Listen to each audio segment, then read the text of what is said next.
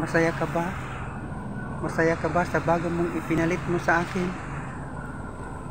Nabibigay ba niya yung mga hinahanap mo?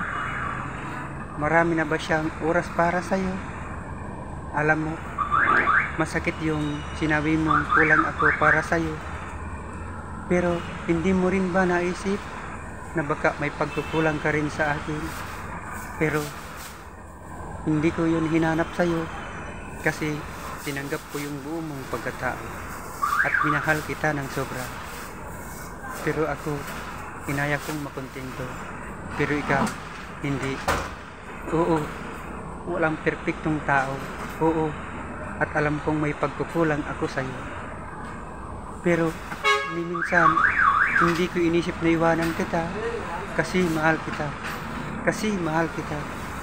Kasi mahal kita. Kunting pagsubok lang, naganap ka na kaagad ng iba. Oo, oo, oo.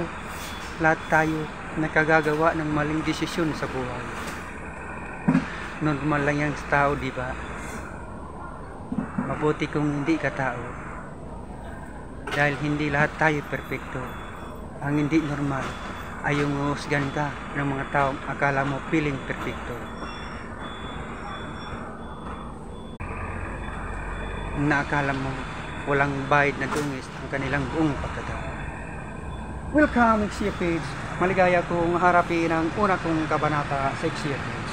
Ito ang yugto ng aking buhay, Exia Page. At akin ang kakalimutan ang noon na lagi kong buhay. Mga nauna at nauli kong nakaraan. Maraming salamat sa inyo mga kaibigan. Salamat sa pagdunal. Salamat po sa manghang na panonood at pagtangkilik sa The Love Secret Love.